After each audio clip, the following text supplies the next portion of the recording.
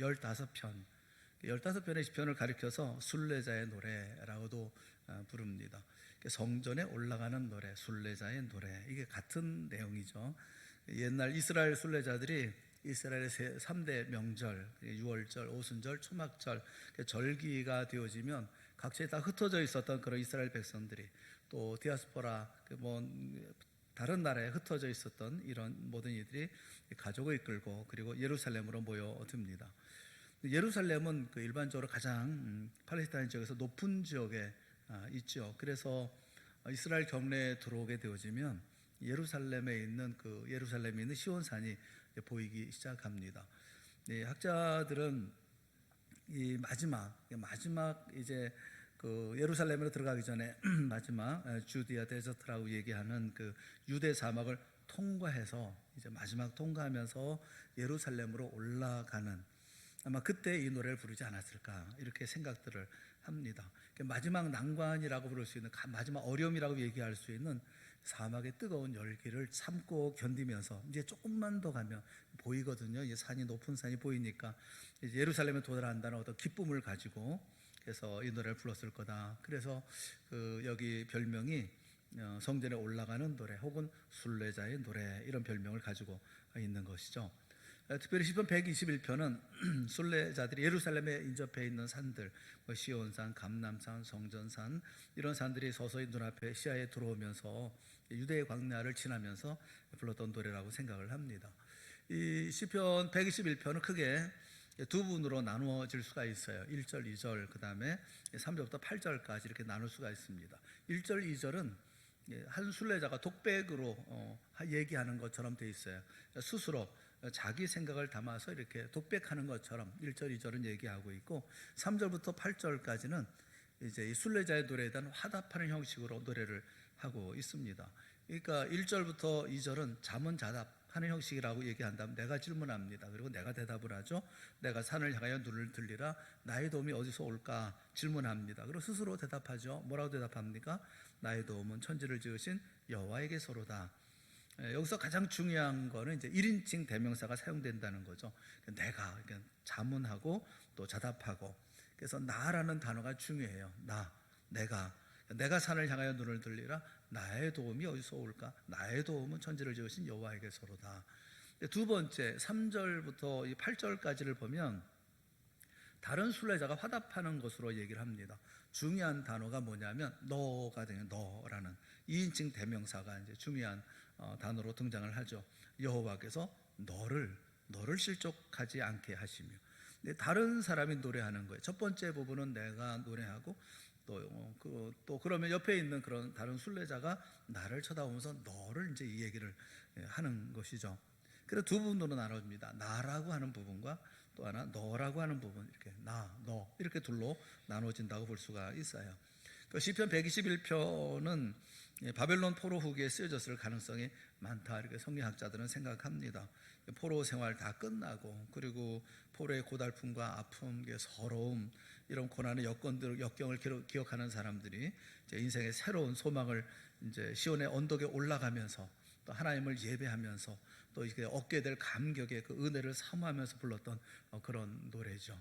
여러분 군대 안 갔다 오셨죠? 남자분들을 빼놓고 군대 가면 그 여자들이 제일 듣기 싫은 말이 군대 가서 축구한 얘기라고 그러는데, 그 얘기 말고 훈련소에 가서 제일 감격스러울 때가 언제냐면 다 소집해가지고 교회 갈 때예요. 교회 갈 때 벌써 마음이 뭉클해지거든요. 교회에 이제 가기 위해서 다 이제 모아서 그 다음에 이제 행군하면서 이제 갑니다. 교회가 저 멀리 보이죠. 그럼 벌써 마음에서 눈물이 나기 시작해요. 그리고 예배당에 엎드리는 순간 그냥 눈물을 펑펑 쏟아지죠.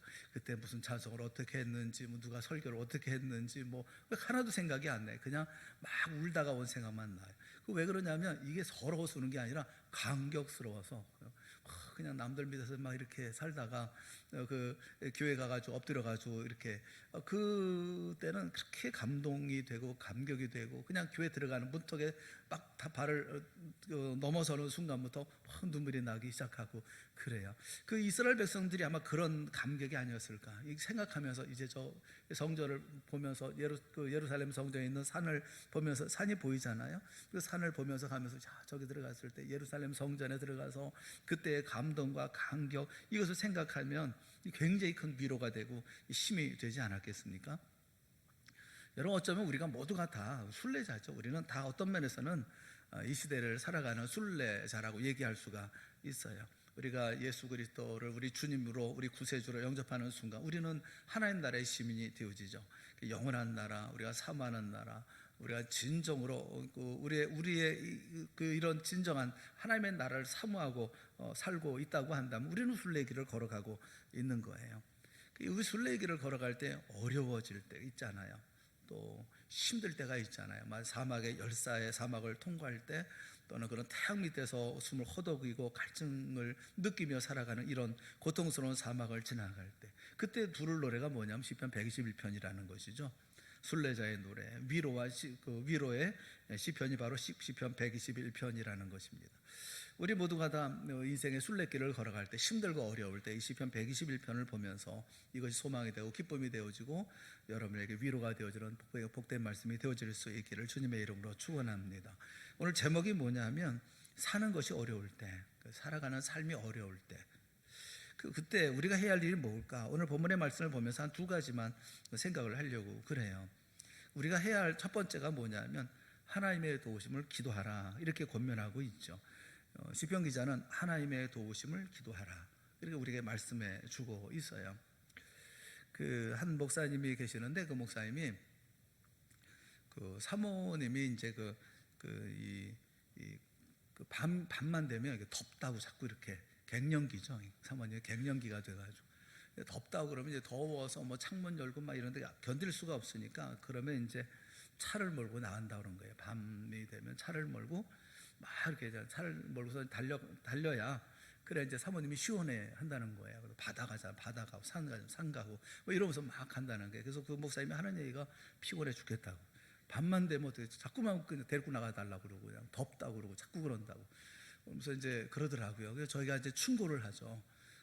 그 피곤해 죽는 게 아내한테 죽는 것보다 훨 날걸 뭐 이러면서 얘기를 하죠. 그러니까 그 아내가 편안해야 나도 편안할 거 아니겠어요. 그러니까 힘들더라도 하라고 그냥 힘든다니까. 인생이 어려워질 때 삶의 스트레스를 받고 어려운 일들이 있잖아요. 공고함을 느낄 때 우리 그럴 때는 바다도 가고 싶고 뭐 산도 가고 싶고 그러지 않습니까? 산도 보고 싶고 뭐처럼 이제 산에 올라가고 그랬을 때 그 자연에서 느끼는 그 안식이 있잖아요. 안도감도 있고 편안함이 있지 않습니까? 어떤 회복을 경험하기도 하잖아요.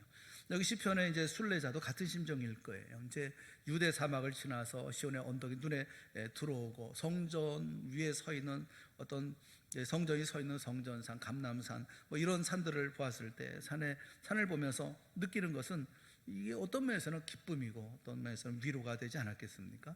그런데 이 시편 기자는 그 모든 산을 보면서 위로받기보다는 그 산을 지으신 여호와께로부터 도움이 온다는 사실을 고백하고 있다는 거죠. 그걸 노래하고 있다는 거죠. 그러니까 정말 믿음의 사람인 것을 볼 수가 있어요. 산을 보면서 좋다, 저 산 참 좋다라는 것이 아니라 그 산을 지은 하나님을 생각한다라는 것이거든요. 여러분 대부분의 사람들 하나님 없이 사는 사람들을 보면 그 자연을 보면서 또 위로받고 그러지 않습니까? 자연을 또 숭배하고 싶은 그런 충동도 있잖아요. 와 멋있다, 굉장하다 뭐 이런 생각들이 들잖아요. 당시 사람들도 바알 숭배자들이 있었거든요. 바알 숭배자들의 그 신전이라든가 제단은 다 높은 산에 산꼭대기에 세워져 있습니다. 높은 산에 올라가서 그곳에서 이제 산의 아름다움에 도취되기도 하고 또 산을 보면서 또 얻는 위로들이 있는 것이죠. 뭐 그래서 그 가운데서 무슨 신을 숭배하거나 뭐 이런 일들이 있잖아요. 대부분의 이제 모든 제단들은 산꼭대기에 만들어 놓고 그래서 그 가운데서 이제 경배하게 만드는 것도 나름 일종의 그 위로의 차원일 수도 있겠다는 생각이 들어요. 뭐 지금도 그것은 마찬가지입니다. 그 다수의 그 강력한 자연 숭배자들이 있는데 그런 자연 숭배자들이라고 하면 뉴에이지 운동가들이 아마 자연 숭배자라고 얘기할 수가 있을 거예요. 그 뉴에이지 운동은 여러 가지 뭐 사상이 있지만 가장 중요한 그 중심적인 내용 가운데 하나가 뭐냐면 자연을 신으로 섬긴다라는 것이거든요. 우리는 그 하나님이 창조하신 자연을 소중히 여겨야 합니다. 또 자연을 또 아름다움을 노래하는 것도 필요해요. 자연을 관리하는 것도 굉장히 중요해요. 저는 우리나라 이제 그 금강산 한번 가보고 싶어요. 금강산 한번 보내주세요. 금강산 한번 가보고 싶은데 뭐 우리가 갈 수가 없죠. 금강산 참 아름답다고 얘기하는데 저는 그 한번 그 중국의 장가계하고 한번 비교해 보고 싶은 생각이 있어요. 장가계를 한번 가봤거든요. 거기를 저도 이제 편하지 못한 마음에 있을 때 이제 그때 한번 장가계를 가본 적이 있어요. 가봤는데 정말 아름답더라고요. 한번 가보시기를 바랍니다. 돈이나 주면서 해라. 뭐 이러면서 얘기를 하시는. 네. 그 장가계는 한번 가볼 만하더라고요. 제가 그때는 굉장히 힘들고 어려웠었는데 그런데 그 장가계를 이제 어른들을 다 모시고 가야 돼서 이제 노회에서 가는 일이라 그래서 제가 임원이었기 때문에 피치 못해 가게 되었었어요. 그래서 가서 이제 모시고 갔는데 근데 그 장가계를 보니까 장가계 가서 보니까 너무 아름답더라고요. 아, 하나님께서 만드신 이 세상이 이렇게 아름다운가? 뭐 이런 생각이 들고 보면서 세상에 이렇게 아름다운 자연은 이런 그런 자연 환경, 뭐 이런 산이라든가 이런 거는 처음 봤었어요. 너무 아름답다는 생각이 들면서 무슨 생각이 드느냐면 그때 제가 큰 어떤 그 위로와 힘을 얻었는데 그게 뭐냐면 하나님이 아무것도 아무짝에도 쓸모없는 이런 흙, 돌, 이런 나무 이런 걸로 이렇게 아름답게 만들었다고 하면 그러면 나는 얼마나 하나님께서 기쁘고 또 아름답게 보실까 하는 생각이 들더라고요. 그러니까 굉장히 힘이 나더라고요. 아마 금강산도 굉장히 아름다울 거라고 생각을 해요. 금강산 노래하는 거 중요하지만 장가계 물론 아름다운 거죠. 한 가지 그 원통한 것은 왜 하나님은 이런 이 아름다운 산을 왜 중국 놈들한테 줬을까 이런 생각이 드는 거예요. 우리나라 땅에 있으면 얼마나 우리가 잘 보호할 텐데 뚫고 파고 뭐 다 부수고 뭐 길 만들고 다 이래놨더라고요. 너무 안타깝더라고요. 그냥 산 그대로 놔뒀으면 좋겠다 그런 생각이. 하나님 만드신 자연은 그냥 놔두면 좋은데 이걸 막 자꾸 뭐 만들고 시멘트로 붙여놓고 그래서 참 안타까운 마음이 많이 있더라고요. 그래도 아름답더라고요. 그러니 금강산 같은 곳은 얼마나 아름다울까. 보면 하나님 이 모든 것을 보면서 우리가 자연 숭배자가 되는 게 아니라 우리는 이걸 만든 하나님을 생각하면서 너무너무 감사하고 힘이 되어지는 거예요. 이 범신론이라는 말이 있잖아요. 팬티즘이라는 게 있잖아요. 이 팬티즘이라고 하는 것은 그 어떤 모든 것 가운데 신이 있다는 거잖아요. 그래서 피조물과 창조주로 혼동하는 것이죠. 피조물을 창조주로 생각하는 거죠. 이 자연이 아름다운 나머지 자연을 예찬하다 보니까 자연을 숭배하게 되고 자연이 신이 되어지는 그런 경우가 되지 않습니까? 이건 이 모든 것을 창조하신 하나님을 망각했다는 거죠. 이 피조물을 신으로 혼동하는 우상 숭배자들이 가지고 있는 이 생각의 구조라고 얘기할 수가 있어요. 사도 바울은 그래서 이게 잘못됐다는 것을 말씀하죠. 로마서 1장 20절부터 23절에 이걸 말씀하고 있습니다. 로마서 1장 20절 말씀 우리 한번 다 같이 읽어볼게요. 시작. 창세로부터 그의 보이지 아니하는 것들 곧 그의 영원하신 능력과 신성이 그가 만드신 만물에 분명히 보여 알려졌나니 그러므로 그들이 핑계하지 못할지니라. 하나님께서 만드신 피조물들이 있어요. 근데 그 피조물 안에는 하나님의 영원하신 능력과 신성이 그 피조물을 통해서 보여진다는 거예요. 아름다움을 보면서 와, 하나님께서 만든 세상이 이렇게 아름답구나. 하나님 얼마나 아름다운 분일까? 하나님을 만물을 통해서 우리에게 보여주셨다는 거예요. 그래서 우리가 하나님을 모른다? 하나님을 알지 못한다? 핑계하지 못한다는 겁니다. 21절 로마서 1장 21절 다 같이 보겠습니다. 시작. 하나님을 알되 하나님으로 영화롭게도 아니하며 감사하지도 아니하고 오히려 그 생각이 허망하여지며 미련한 마음이 어두워졌나니 하나님을 영원하게 하는 이렇게 세상 만물을 통해서 하나님을 알지만 볼 수 있지만 그런데 하나님을 영원하게도 아니하고 감사하지도 않고 마음이 허망해지고 미련한 마음 이게 어두워졌다는 거예요. 로마서 1장 22절 봅시다. 시작. 로마서 1장 22절 보여주세요. 네, 시작. 스스로 지혜 있다 하나 어리석게 되어 23절 시작. 23절 보여주세요. 네, 시작. 썩어지지 아니하는 썩어질 사람과 새와 짐승과 기어다니는 동물 모양의 우상으로 바꾸었느니라.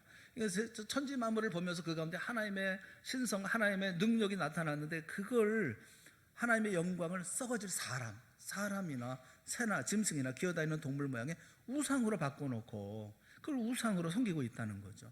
하나님이 창조하신 그 모든 창조물 안에, 그 자연 안에 하나님의 신성이 있고 하나님의 능력을 우리가 보고 알 수가 있는데, 나중에 사람들이 그래서 하나님 모른다, 하나님을 알만한 증거가 없다, 뭐 이렇게 얘기할 수가 없다, 하나님을 그래서 믿지 않는다라고 핑계하지 못한다라고 지적을 하고 있어요. 그런데 오히려 하나님의 경이로움과 이런 모든 것들을 보면서 대부분의 타락한 사람들은 하나님을 찬양하고 또 하나님 앞에 하나님을 높여드리고 섬기기보다는 그걸 우상으로 만들어서 그 자리에 사람으로 만들든지 사람의 형상을 만들든지 아니면 어떤 이런 그 금수, 뭐 버러지, 뭐 이런 동물이나 이런 것들로 뭘 만들어 놓고 혼동을 한다라는 것이죠. 이게 세상 사람들이 가지고 있는 거라는 거예요. 저는 보면서 얼마 전에 제가 이제 전사님한테 좀 물어보긴 했는데, 어느 분 댁에 갔는데 어느 분 댁에 들어가 보니까 그 문 위쪽에 뭐가 이렇게 달려 있다는 거예요. 그걸 언나무에다가 뭐 실을 이렇게 묶어 놨다고 그래요. 언나무에 실을 묶어 놨다고. 그러면서 그걸 떼러 가야 된다는 거예요. 그래서 이게 뭐냐 그랬더니 이게 뭐 집에 삼재가 있는데 삼재가 끼었는데 그거 있으면 뭐 삼재가 뭐 어떻게 해결이 되는 건가요? 근데 그거를 얘기를 하면서 굉장히 심각하게 이렇게 얘기를 하더라고요. 이제 몇 사람이 같이 가서, 그래서 내가 아니 그걸 몇 사람이 갈 게 뭐 있냐, 가서 당신이 그냥 떼라고 그냥 발로 뻥 차버리든지 뭐 그렇게 그걸 뭘 그렇게 여러 사람이 가냐 그랬더니 그래도 그런 게 아니래요. 그래도 그거는 여러 사람이 또 기도 많이 하는 권사님들 같이 가야 되는데 난 기도를 왜 하는 사람이 왜 가야 되는지 난 모르겠어요. 근데 예전에 제가 그 교회 나오는 분 한 분이 자기 집에 터줏대감이 있다고 그러더라고요. 터줏대감은 건드릴 수가 없대요.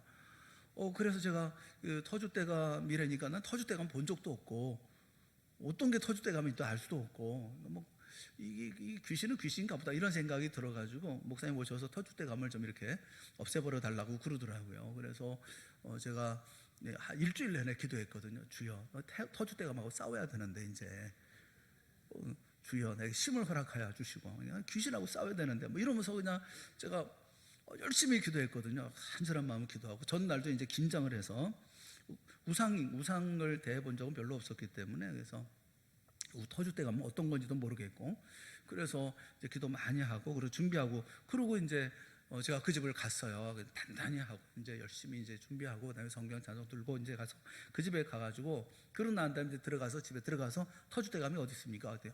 목사님 뒷마당에 있습니다. 그러다가 뒷마당에 터줏대감이 뒷마당에 있대요. 이게 어떤 놈인데 도대체 그 뒷마당에 있을까? 그래서 뒤에 마당에 가서 아무리 찾아봐도 터줏대감 될 만한 게 없어요. 이 사람은 못 나오더라고요. 터줏대감을 내가 없애야 되겠다. 이러고서 갔는데 이 집주인은 나오질 않고 그냥 뒷마당에 있다만 얘기하더라고요. 뒤에 가보니까 밭이 있어요. 밭만 있는데 뭐 터줏대감이 없어요. 무슨 터줏대감 될 만한 게 뭔가 세고 힘세고 뭐 이런 것이 좀 있어야 되는 거 아니겠어요? 근데 아무리 찾아도 못 찾겠더라고요. 그래서 물어봤어요. 터줏대감이 도대체 어디 있냐고. 난 못 찾겠다 그랬더니 저기 있지 않냐고 가르치는데 보니까 그 밭 한가운데 짝대기를 꽂아놨더라고요. 짝대기를 꽂아놓고 저게 터줏대감이래. 그래서 내가 가서 발로 뻥 차면서 이게 터줏대감이에요? 그랬어요. 얼마나 허무한지. 이걸 놓고 내가 기도를 했나?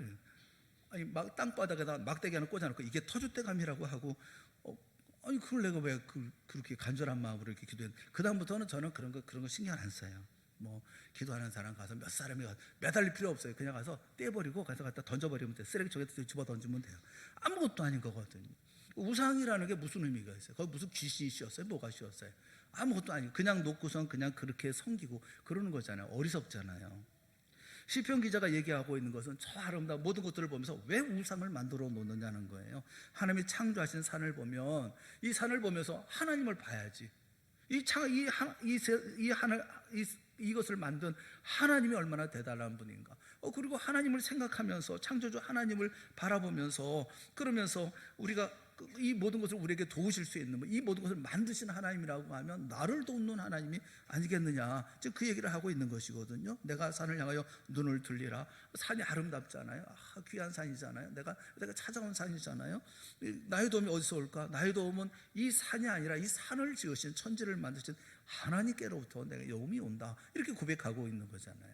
사랑하는 여러분, 하나님이 나를 도울 수 있다고 하는 사실을 꼭 믿고, 이 세상에 어떤 많은 거, 이런 것들, 뭐 돈이니 명예니 권력이니 아무것도 아니라는 사실을 여러분 꼭 믿으시기를 주님의 이름으로 축원합니다. 제발 좀 그렇게 믿으시기를 축원합니다. 거기 구실구실 거리지 말고 유치하게 거기서 매달리고 그러지 마세요. 어느 추운 겨울에 디트로이트라고 하는 그 자동차 공업으로 유명한 도시에 자동차 정비사 한 사람이 있는데, 이 디트로이트라고 하는 이 도시 자체가 뭐 포드사라든지 GM이라든지 이 자동차 회사로 유명한 차들이, 그 자동차 회사들이 거기 다 있거든요.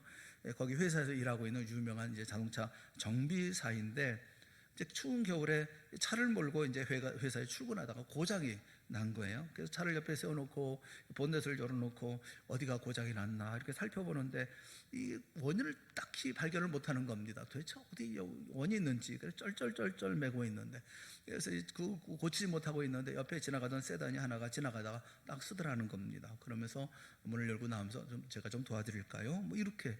얼마나 가증스럽겠어요. 내가 누군데? 내가 정비사 아니에요. 내가 디트로이트에서 그래도 최고 가는 이 도시의 정비사인데 내가 고치지 못하는 걸 당신이 뭔데? 뭐 이런 생각을 가지고 그런 생각을 좀 하고 있었던 거죠.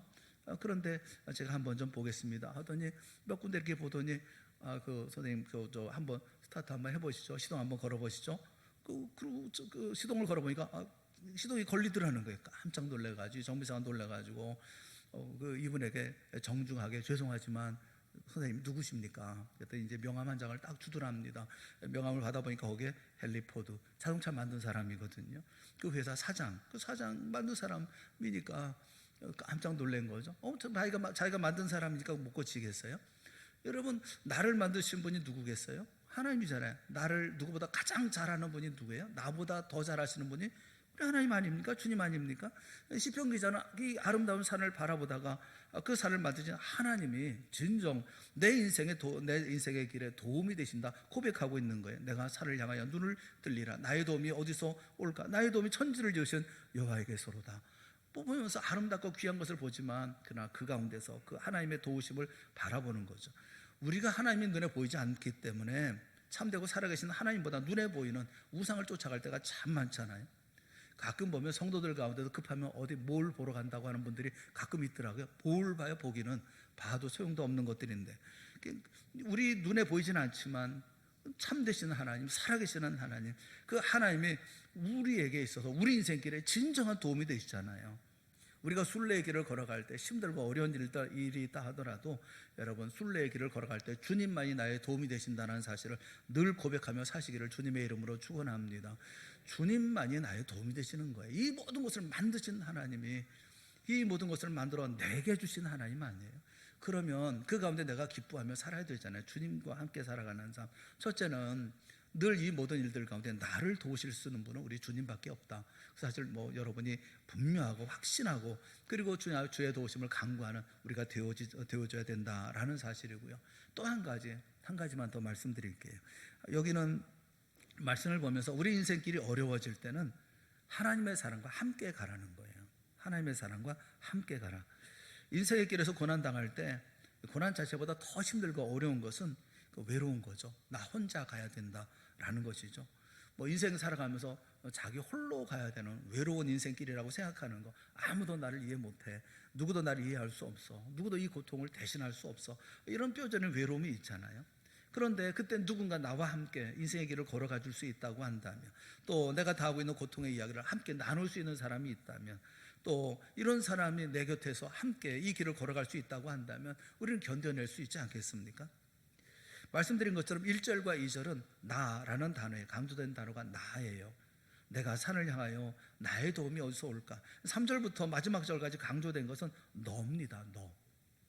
나와 더불어 대화할 수 있는 너가 있다는 거죠. 나에게 너라고 불러주면서 나를 격려해 줄 수 있는, 나를 너라고 불러줄 수 있는 친구, 그 순례자가 내 곁에 있다고 한다면 얼마나 큰 축복이겠어요?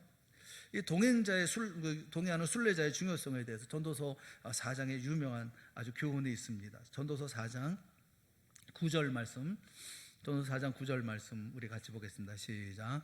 두 사람이 한 사람보다 나음은 그들이 수고함으로 좋은 상을 얻을 것임이라. 두 사람이 한 사람보다 나음은 그들이 함께 수고해서 좋은 상을 얻을 거다. 10절, 전도서 4장 10절 같이 봅시다. 시작. 혹시 그들이 넘어지면 하나가 그 동물을 붙들어 일으키려니와 홀로 있어 넘어지고 붙들어 일으킬 자가 없는 자에게는 화가 있으리라. 혹시 넘어지면 하나가 그 동물을 붙들어 일으킨다는 거죠. 혼자 넘어지면 그 얼마나 힘들겠어요. 10절 넘어지면 일으키는 사람. 또 11절 전도서 4장 11절 같이 봅시다. 시작. 또 두 사람이 함께 누우면 따뜻하거니와 한 사람이면 어찌 따뜻하랴. 심지어 누워있을 때도 두 사람이 누워있으면 따뜻하다 그렇게 말씀해요. 또 12절 같이 봅시다. 한 사람이면 패하겠거니와 두 사람이면 맞설 수 있나니 세 겹줄은 쉽게 끊어지지 아니하느니라. 그러니까 한 인생길에서 함께 할 수 있는 사람, 그 한 사람과 함께 있다는 게 얼마나 소중하냐는 거예요. 내 마음을 털어놓을 수 있는, 내 인생의 모든 이야기를 함께 나눌 수 있는, 그래서 함께 내 인생의 미를 꿈꿀 수 있는 그런 사람이 내 곁에 있다고 한다면 그 얼마나 놀라운 은혜겠어요. 그 참 복 아니겠습니까? 인생 순례길에서 친구의 선택처럼 그래서 중요한 것은 없습니다. 부부라고 하는 것은 특별한 친구잖아요. 남편이나 아내는 아주 특별한 친구죠. 고전적인 주례사가 있지 않습니까? 주례할 때 늘 사용하는 말들 가운데 하나가 두 사람이 함께함으로 앞으로 슬픔은 반으로 줄어들고 또 기쁨은 배나 더할 거다, 이런 얘기들이 있잖아요. 함께 하기 위해서, 그래서 이게 부부가 된 그 사람들이 서로 마음을 나누고 함께 얘기하고 함께 힘이 되어주고 함께 가지고 함께 이해해주고, 그럼 얼마나 그 귀한 일이겠어요. 그래서 하나님께서 내게 주신 가장 가까운 사람은 그 부부라는 거예요. 내 남편, 내 아내, 가장 가까운 사람, 서로 위로해주고 서로 격려해주고 서로 힘이 되어주고 또 서로 붙들어주는 그런 사람들이 되어줘야 되는 거죠. 어떤 잡지에서 그런 글을 읽었는데, 미국의 풋볼 코치하는 그 감독이 그 2년 동안 성적이 계속 부진한 거예요. 부진해서 자꾸만 인기가 떨어지고 사람들에게 자꾸 비판받고 비난받고, 왜 성적이 그 모양이냐, 뭐 주변에서 격려해 주는 사람은 없고 점점 사람들이 다 자기의 등을 돌리고 나중에는 쳐다보지도 않고 굉장히 외로운 거죠. 게다가 이제 언제 해고되느냐, 언제 이제 잘리느냐, 이것만 기다리고 있게 되어진 거죠. 그게 그 마음이 얼마나 비참하겠어요. 비참한 가운데 있었어요. 그런데 가만히 보니까 자기를 따라다니고 자기를 환영해주고 자기를 반겨주는 것은 자기가 기르는 개밖에 없더라는 거죠. 늘 가면 걔만 혼자서 그냥 신나서 꼬리치고 막 환영하고 막 그러더라는 거예요. 그걸 보면서 와이프에게 그런 얘기를 했어요. 여보, 인생에서 나는 정말 내 마음을 알아주고 외로움을 알아주고 함께 할 수 있는 친구 하나를 발견했어. 내가 이런 일을 당해보니까 정말 이 걔밖에는 나의 친구가 없더라고. 그러면서 이제 와이프를 이제 쳐다보면서, 내가 이런 친구를 또 하나만 있다면, 내 인생의 길에서 친구 둘만 얻을 수 있다면 나는 인생에 아무리 어려운 상황이라도 돌파해 나가고 극복해 나갈 수 있을 것만 같소. 이러면서 아내 얼굴을 이렇게 쳐다보니까 아내가 웃으면서 알았어요. 오케이, 알았어요. 그러더래요. 그리고 그날 저녁에 개 한 마리 더 사가지고 오더라는 거예요. 아내도 마음을 알아줘야 되는 거 아니겠어요? 지금 그 얘기하고 있는 게 아니잖아요. 정말 우리 사랑하는 사람이라면 그런 마음 가지고 살면 안 되잖아요. 한 해가 저물어 갈 때 남부럽지 않게 잘 사는 친척이 가난한 친척을 초청을 했습니다. 그동안 내가 마음 쓰지 못해서 미안하다. 저녁이라도 내가 그래도 한번 대접을 해야 되겠다. 그러면서 이제 초청을 했어요. 남산기들게 자리 잡은 먼 듯한 식당에, 고급 식당에 초대를 했습니다. 와서 같이 식사를 합시다. 부자는 그 남산 내 이제 고급 승용차를 타고선 휙하니 가서 자기는 이제 식당에 갔죠. 그런데 가난한 친척은 그 추운 날씨에 버스를 2번이나 갈아타고 수십 분 걸어가지고 그래서 식당에 도착했어요. 여러분, 아무리 맛있는 유명한 식당이라 하더라도 이거 대접이 아니잖아요. 형편없이 대접하는 거 아니겠어요? 진정한 친구는 그런 거 아니죠. 진정한 친구는, 오늘 시편을 통해서 우리가 진정한 친구의 자격이 있다면 우리가 3가지 정도 우리 생각할 수 있지 않을까 싶어요. 하나는 내가 실족했을 때, 내가 넘어졌을 때 그 가운데 나를 비판하지 않고 일으켜 줄 수 있는 사람. 내 인생의 길에 가다 보면 넘어질 수 있잖아요. 실족할 수 있잖아요. 뭐 실수할 수 있지 않습니까? 그럼에도 비판하지 않고 나를 일으켜 세울 수 있는 사람, 그게 친구가 아니겠어요? 또 내가 그를 필요로 할 때 언제나 내 곁에 있어줄 수 있는 사람, 내가 누군가를 필요로 할 때 그때 내 곁에 그냥 있어줄 수 있는, 아무런 대가 없이 그냥 있어줄 수 있는 사람, 그 사람이 친구 아닙니까?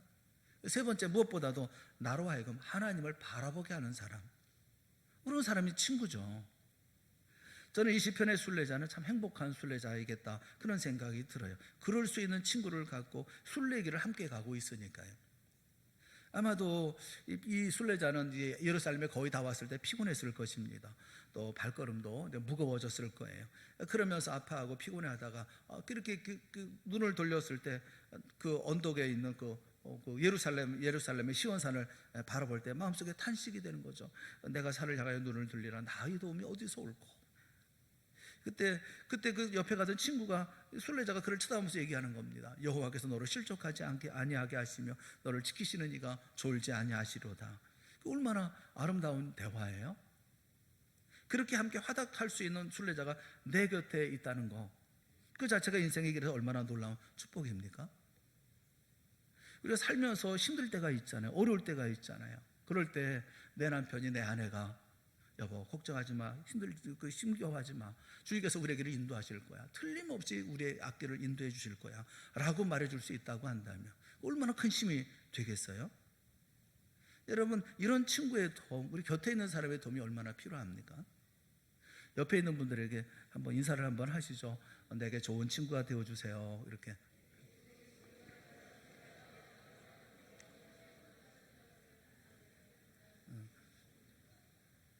어떻게 내게 좋은 친구가 되어줄 것 같아요?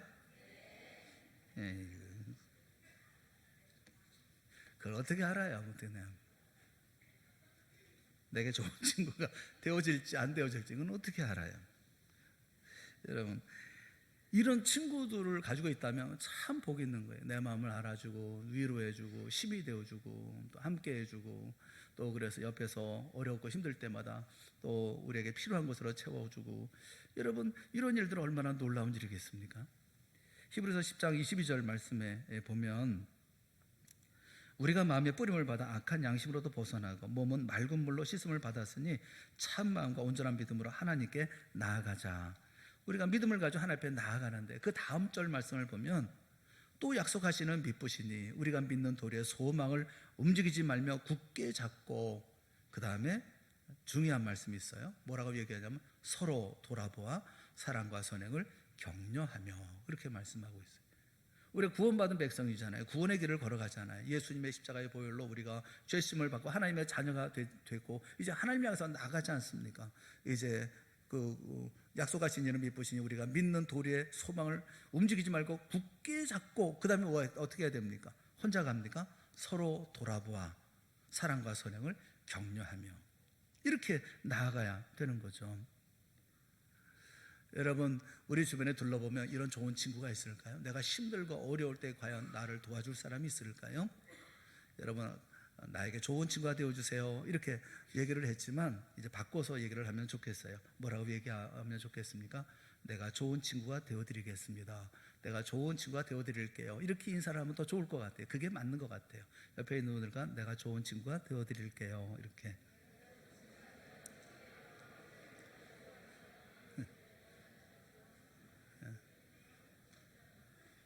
제발 그렇게 하십시오. 좋은 친구가 되어주십시오. 삶은 혼자 살아갈 수 있는 삶이 아니에요. 세상은 혼자 살 수 있는 세상이 아니에요. 하나님께서 함께 가라고 만들어주신 세상이에요. 그런데 내가 좋은 친구가 되어주세요 라고 얘기해도 이게 메아리나 공허한 소리가 될 때가 참 많아요. 누가 나를 알아줄까? 그런데 이거는 할 수 있어요. 내가 좋은 친구가 되어드릴게요. 이거는 우리가 할 수 있어요. 여러분, 우리의 삶을 돌아보세요. 남이 20년 전에 내게 쏘아붙였던 그 말은 내가 기억하지만, 그러나 내가 어제 한 말은 기억나지 않잖아요. 누군가 나에게 그렇게 가슴 아프게 했던 말은 비수같이 꽂혔는데 20년 전의 이야기도 기억나거든요. 그런데 내가 어저께 한 말은 생각이 나지 않잖아요. 남이 쏜 화살은 내게 박히지만 내가 쏜 화살은 어디 갔는지 모르잖아요. 그렇게 살지 말라는 겁니다. 하나님 앞에 나가는 동안에 혼자 갈 수가 없는 거예요. 혼자는 갈 수가 없어요.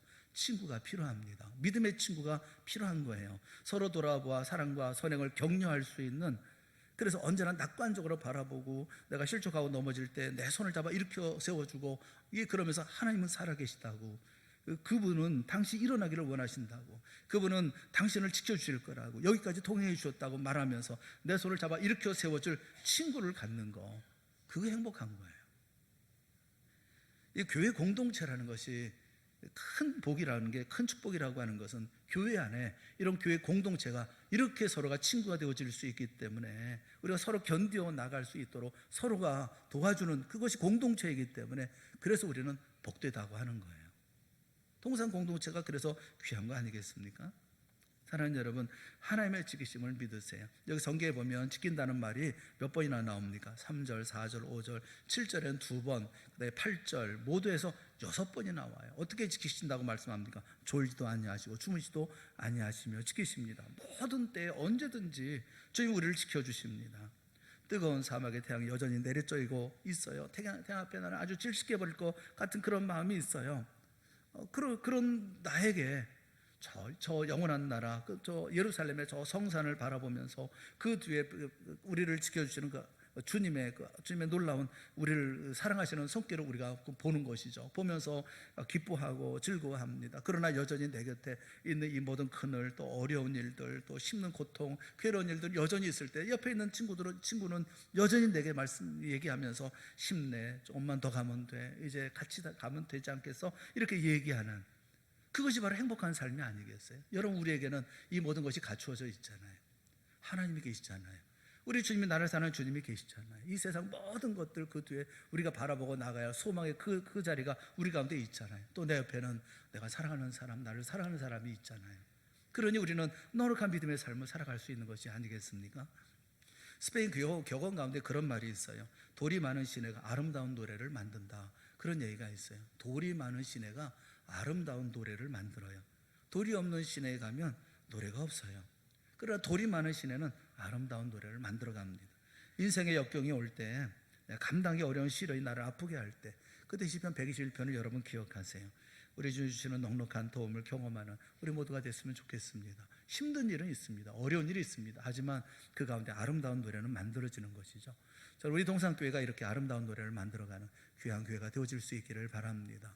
주님과 함께 나아가고 우리 사랑하는 사람들과 함께 주의 나라를 만들어 내 가족, 또 나와 함께 있는 공동체, 우리 동산의 공동체 모두가 다 서로 돕고 서로 눈물로 또 위로하고 격려하고 힘내어서 그것까지 갈 때까지 힘을 다해서 손을 붙잡는 귀한 역사가 우리 동산교회 가운데 늘 있기를 주님의 이름으로 축원합니다.